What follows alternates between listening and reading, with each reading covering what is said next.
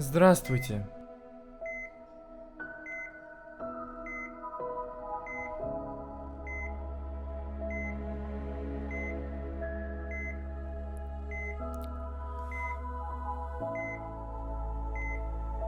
Я слышал, что с вами произошло. Мне очень жаль.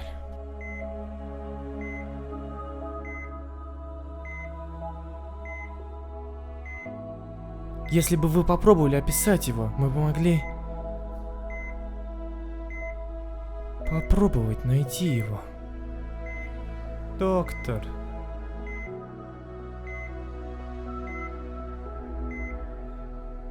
Скажите, как все было?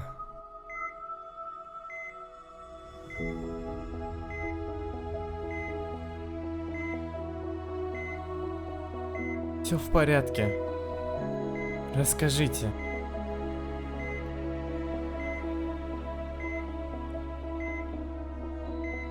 У вас когда-нибудь было такое, что вас бьют по голове? Вы пытаетесь помешать этому, но против вас будто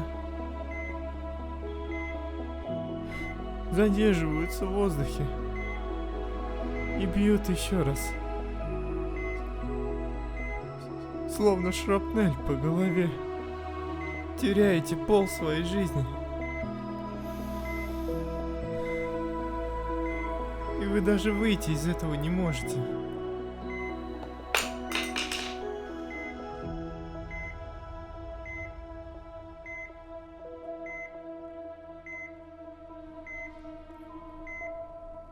Сможете описать нападавшего? Она словно из какой-то игры. Жестокой игры. Mortal Kombat.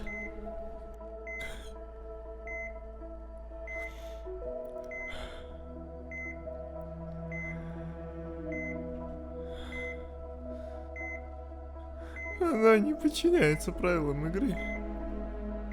Прыгает на 10 метров. Очень сильно. Ее не остановить. Какие-то особые приметы?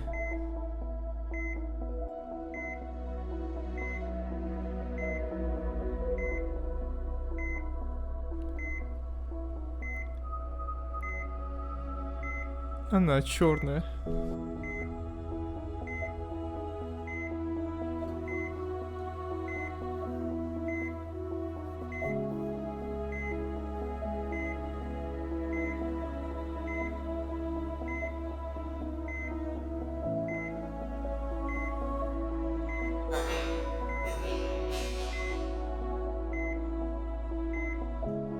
О, Господи.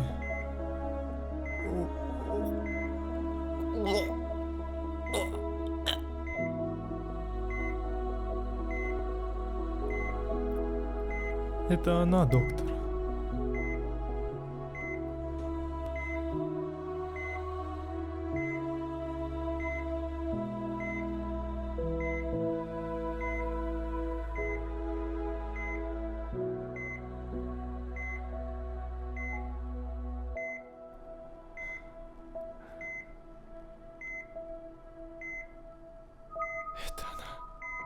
Это она.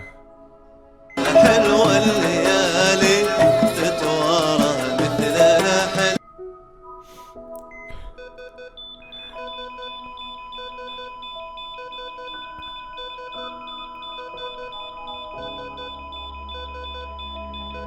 Нет. Нет. Нет. Нет. Нет.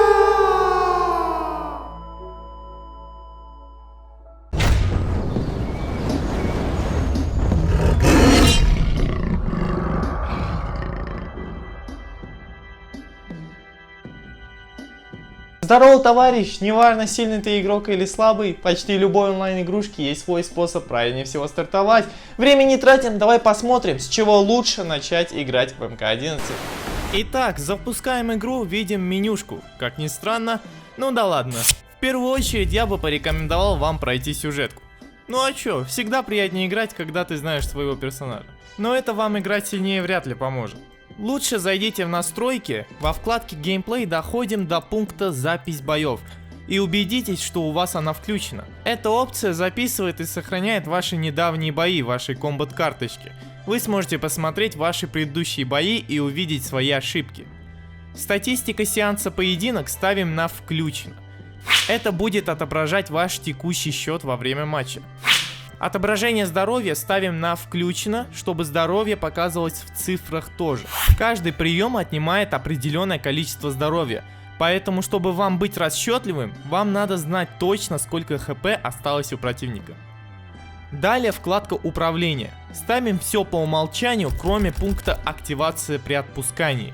Активация при отпускании задействует нажатие кнопки не только после самого нажатия кнопки, но и после отпускания. Супер дурацкая вещь, не понимаю, почему по стандарту одна включена. Она сильно будет мешать делать вам комбо. Представим ситуацию. Я делаю серию за Джонни Кейджа, которая нажимается как вперед 3-4-4. И отменяю спецприем назад вперед 2. Джонни сделает не назад вперед 2, а назад вперед 4. Хотя бы не нажимали на 4. Просто когда вы прожимали серию, задействовалось дополнительное нажатие после отпускания кнопки. Поведение сокрушительного удара я бы поначалу рекомендовал вам ставить выключенным, а потом уже постепенно привыкать с включенным. При включенном параметре сокрушительный удар активируется только если вы будете удерживать кнопку этого самого удара. Допустим, вы выполнили условия сокрушительного удара, но не хотите тратить его сейчас, а оставить на следующий раунд.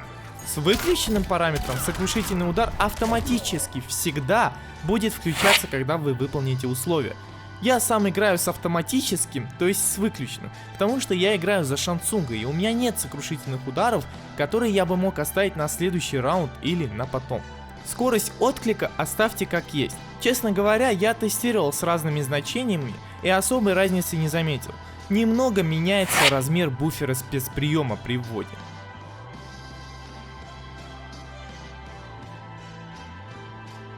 Альтернативное управление — это ввод спецприемов диагональю.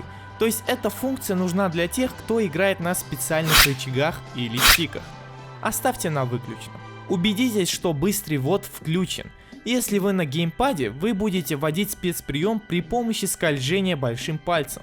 Если выключите, то ваши спецприемы будут получаться только если вы строго точно нажмете без лишних направлений.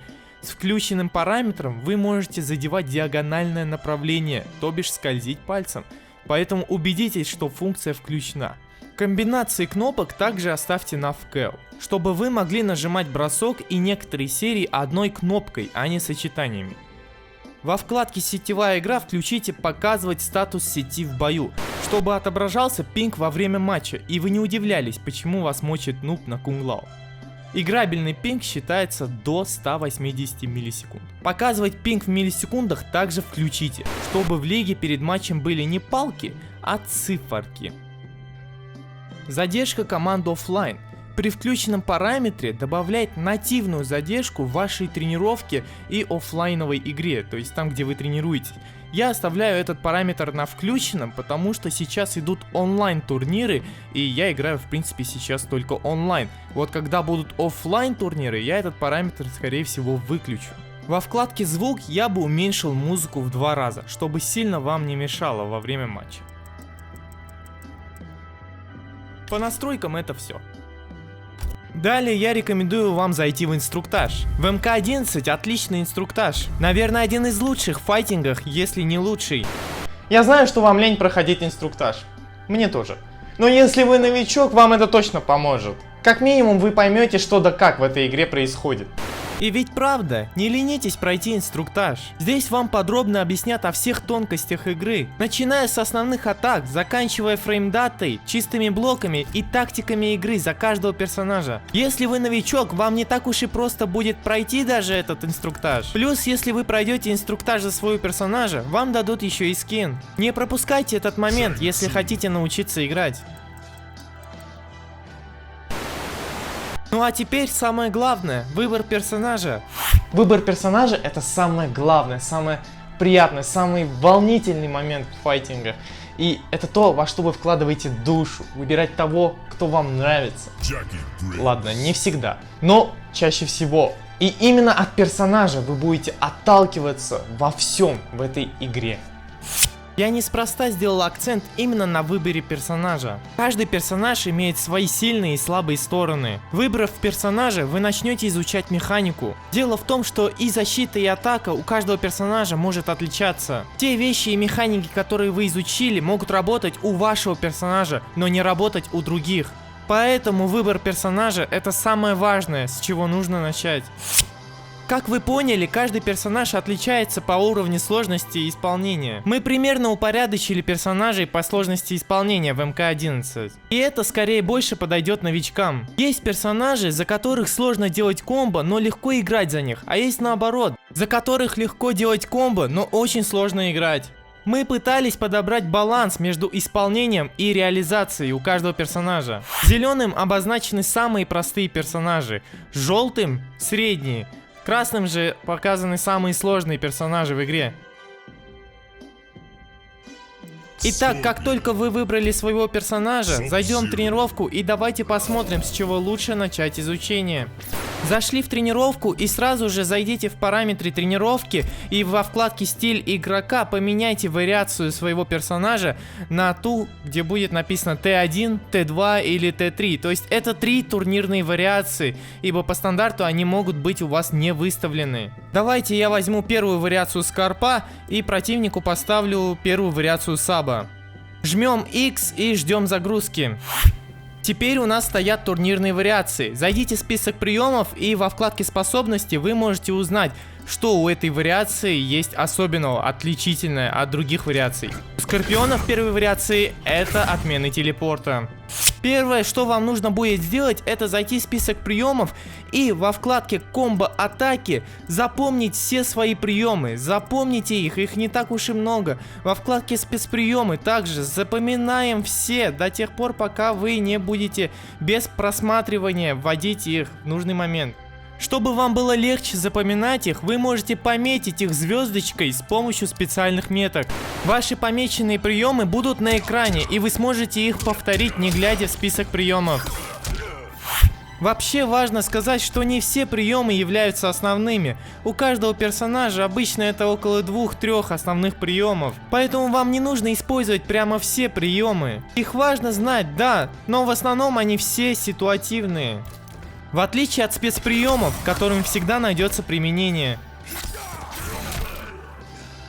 Но как узнать, какие приемы являются основными у персонажа? К этому мы чуть скоро перейдем. А пока важно сказать, что у каждого бойца есть еще и основные атаки. На первый взгляд их очень много, но на самом деле каждая основная атака — это лишь начало какой-нибудь комбо-атаки.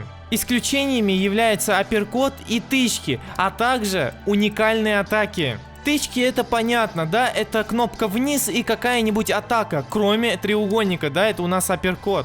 Так вот, большинство основных атак не имеют смысла без продолжения в какой-нибудь комбо. Чаще всего основная атака — это какой-нибудь джеб, который не будет иметь никакого смысла без продолжения в комбо-атаку. Другой вопрос с уникальными атаками. У каждого персонажа есть уникальные атаки. Уникальные атаки не продолжаются в какую-либо комбо-атаку. Как узнать, что это уникальная атака? Если это не тычки и не апперкот, и не подсечка, и этот прием не продолжается в комбо-атаку, то эта атака уникальная. У каждого персонажа около 2-3 таких атак. Посмотрите, у Скорпиона одной из таких атак является назад 3, удар сверху. Очень эффективный прием, который не продолжается в комбо-атаку. Или вот разрез мечом, нажимается одной кнопкой, но при этом бьет 2 раза. Уникальная атака, не продолжается в комбо. Не нужно начинать изучение персонажа с каких-то сложных комбо, это вам не поможет. Начните с чего-то простого, если стабильно нажимать хотя бы простые комбо-атаки, это будет важнее. Гораздо эффективнее запомнить все комбо-атаки, чем одно какое-нибудь сложное комбо. Самое важное, друзья, это то, что все ваши атаки можно блокировать. Никакого смысла во всех ваших комбо-атаках. Ваш оппонент может просто сидеть в блоке. Именно поэтому в МК-11 вашим основным инструментом за любого персонажа является бросок. Основной тактикой вскрытия в МК-11 является именно бросок, который не просто сложно рвать, но еще и является угадайкой для противника. Все ваши атаки не имеют никакого смысла, ваш противник просто будет их блокировать. Тогда вылезает вопрос, для чего у каждого персонажа столько комбо-атак, если основным приемом все равно является бросок, а комбо-атаки не будут раскрывать противника? Все верно, друзья, ваши атаки не имеют никакого смысла, пока противник блокирует. Именно поэтому вам надо забросать оппонента до тех пор, пока он не начнет играть рискованно в защите. Делая много раз бросок, вы будете постепенно убивать вашего оппонента, и сопернику ничего не останется, как начать рисковать в защите, отпускать блок или пытаться влезть чем-нибудь, и тогда уже ваши атаки будут становиться наиболее эффективными. Да, вы только что узнали основную механику вскрытия в этой игре. Если в МКХ раскрытие шло через атаки сверху или снизу, то бишь оверхед или лоу, то в МК-11 по-другому. Так что перестаньте говорить, у моего персонажа нет оверхеда, он ему и не нужен, здесь раскрытие идет через броски. Помимо бросков есть еще и приманки на броски. Забросав оппонента много раз, может быть даже 2 раза подряд, 3 раза подряд, на следующий раз вы можете сделать серию, и если противник подумает, что будет бросок, он скушает комбо. Поздравляем, вы только что узнали, что такое приманка на бросок, или как наши профи называют, шимми. Каждая ваша атака должна начинаться с броска, либо с приманки на бросок. Только не атакуйте небезопасными сериями. Почти у каждого персонажа есть альтернативная серия, которая будет безопасной на блоке. Но как узнать, что серия безопасная на блоке? Зайдите в список приемов, и вот тут вы увидите колонки. Нам нужна вот эта колонка, преимущество в блоке. Безопасной является любая серия, значение которой выше -7. -4 вот безопасно, -7 тоже безопасно. -8 уже не безопасно, наказывается. -4 также безопасно. -7 также все еще безопасно. -19 наказывается очень сильно. Аккуратно с такими сериями. Значения без минуса означают плюс, то есть эти серии дают еще и преимущество. Ну ладно, надеюсь, вы поняли. Вообще ситуацию с приманками и бросками можно и нужно использовать еще и в защите. Допустим, противник дает вам ход, вы заблокировали атаку. Используйте это и моментально контратакуйте броском или приманкой на бросок. Если вы сделали бросок в предыдущем случае, вы можете сделать приманку в следующий раз, и противник может подумать, что будет снова бросок.